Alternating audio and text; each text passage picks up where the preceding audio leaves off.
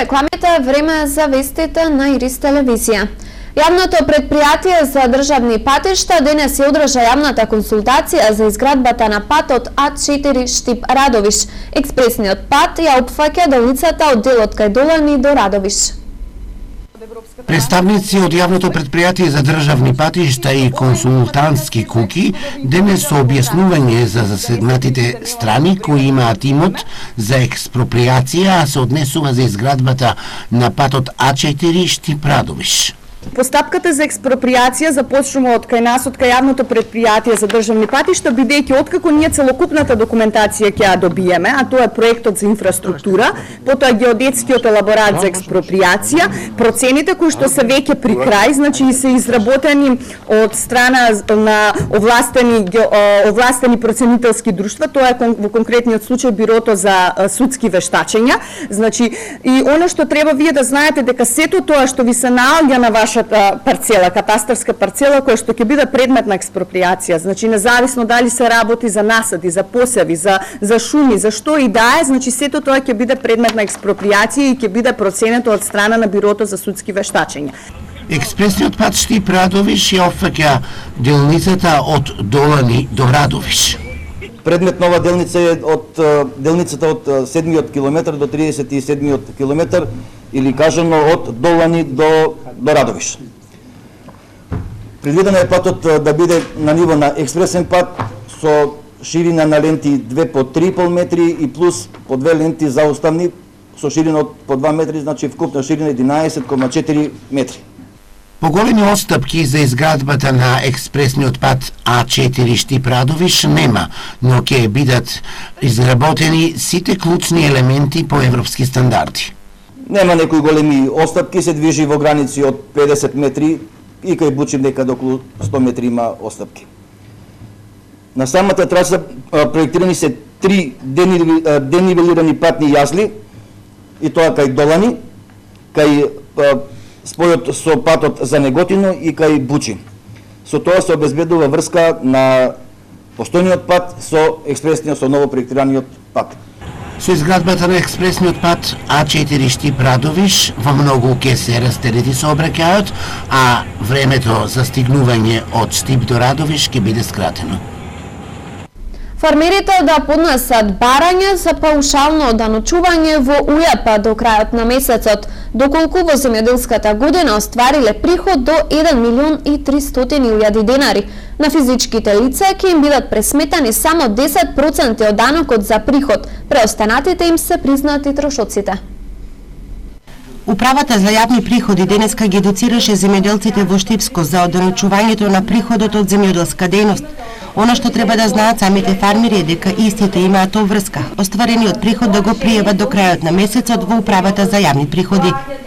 Приходот од земјоделска дејност како дополнителна дејност има намалување на даночната основа 80%, значи доколку некој оствари 1.000.000 денари приход, тој ќе плати данок 200.000 денари. Значи 80% има намалување на даночната основа, а само 20% од приходот се плаќа 10% данок.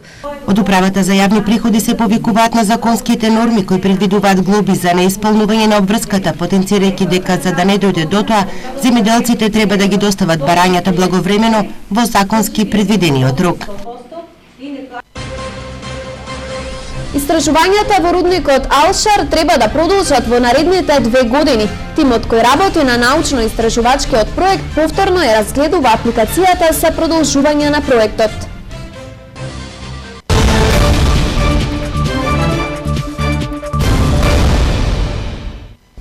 Денеска е собор на Свети Јован Крстител. Свети Јован е светецот кој го крстил Исус. Неговата мисија била исполнета на денот на Богојавление. Затоа Светата православна црква денот по Богојавление го посветила во негов спомен.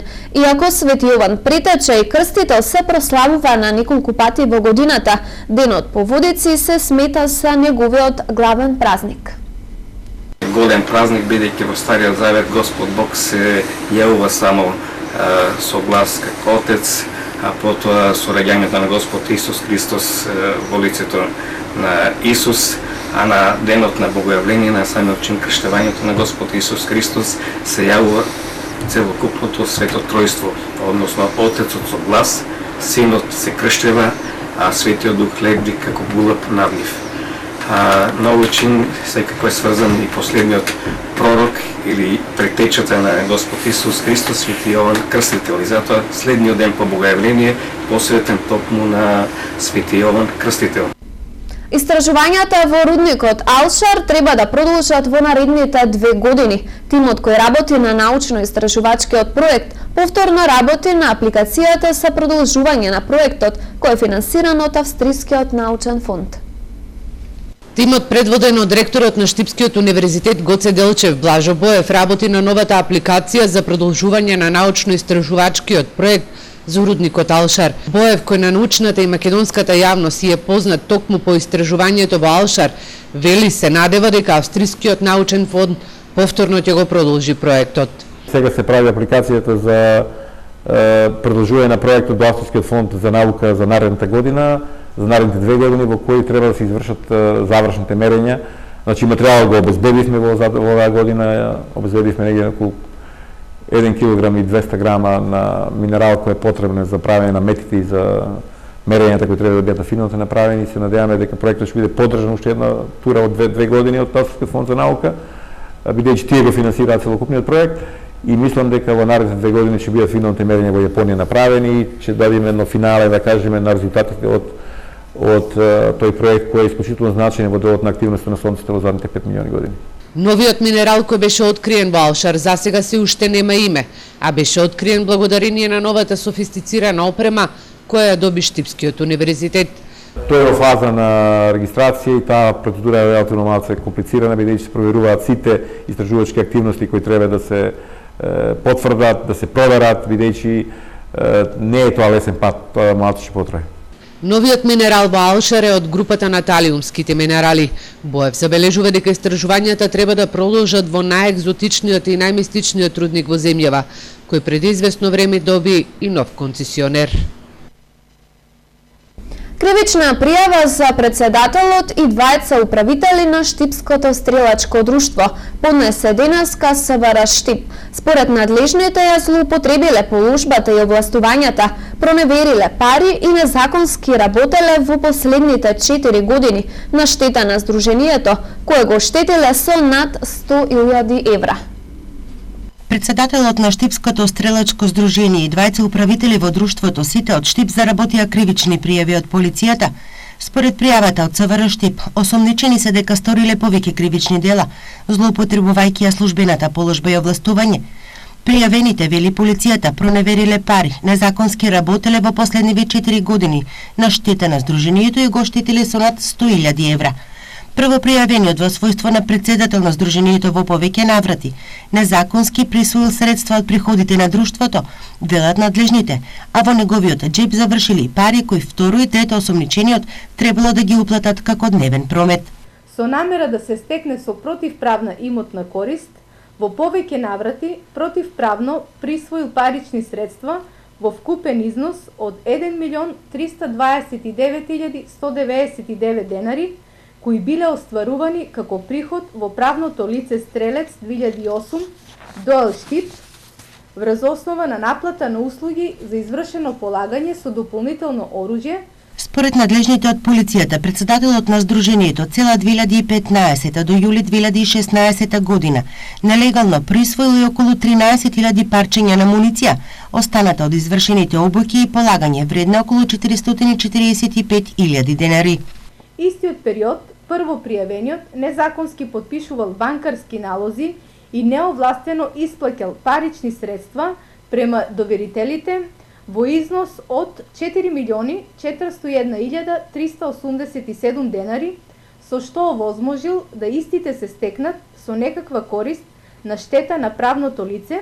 Од 2012 до 2015 година председателот на Стрелачкото здружение набавил над 2000 прирачници за ракување со огнено оружје, а на кандидатите им ги продавал поевтино од набавната цена и го оштетил друштвото за дополнителни 117.645 денари, а заработил и 36.000 денари на сметка на фирмата од каде ги набавил прирачниците на име на оѓање работа. Во периодот од 1 јуни 2013 до крајот на август лани потпишували испратници за гориво кој не било полнето во возилото на друштвото, оштетувајќи го здруженијето со дополнителни 202.000 денари. Лани во јули, полицијата извршила претрез во неговиот дом, каде бил пронеден цел арсенал на муниција, што недозволено ја држал дома. Со следниот прилог, камерата на Ирис телевизија во води на градскиот пазар во Штип. Цените на производите пазарджиите не ги променија споредено со претходниот пазарен петок. Зимскиот студ малку попушти, температурите повисоки, а на тезгите на пазарот разновидна понуда. Граѓаните пазаруваа вообичаено како за цела седмица.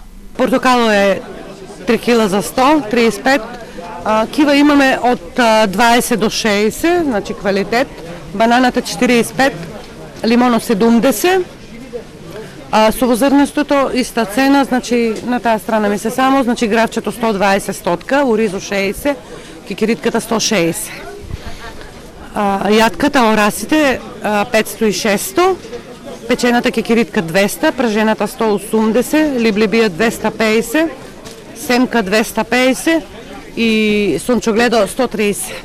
Ресенско и охридско јаболко на тезгите на Штипскиот пазар. Цената е исто и ко пред нова година и сега 20-25 до нешто по 30, ама слабо води. 15 динари, 20 динари овде на пазар.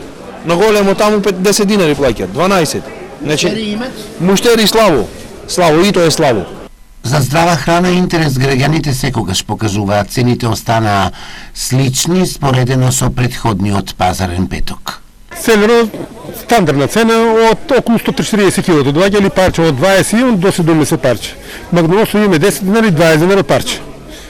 Пашкарато исто околу 130 кг е, моркова 40, цвекло до 30. Трупката или родок по наше речено е 30 динари кило, кромидот домашниот, лутиот кромит е 30, а багиот 25. Најмногу и денес на пазарот во Штип се купува актуелните производи за овој период од годината.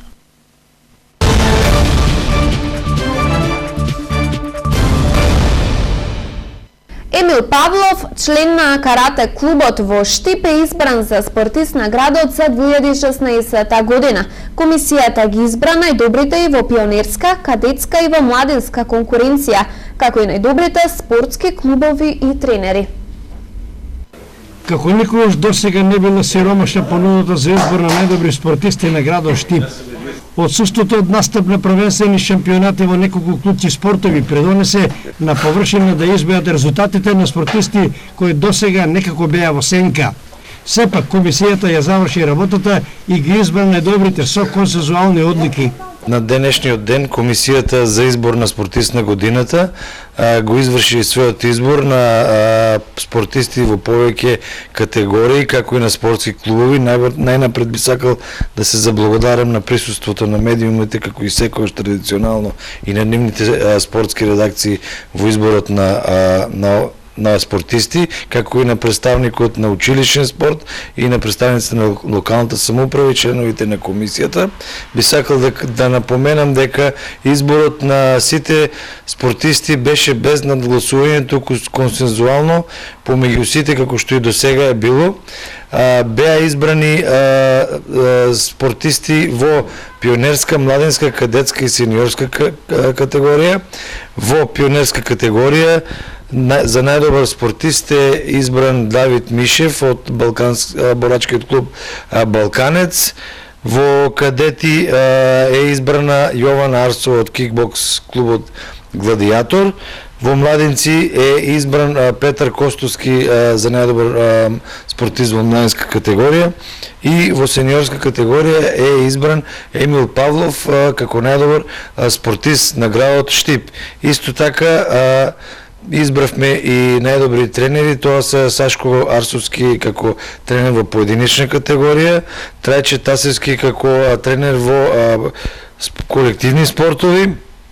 Потоа ќе доделиме признание на тројца наши сограѓани кои го представуваат градот Штип и македонската репрезентација.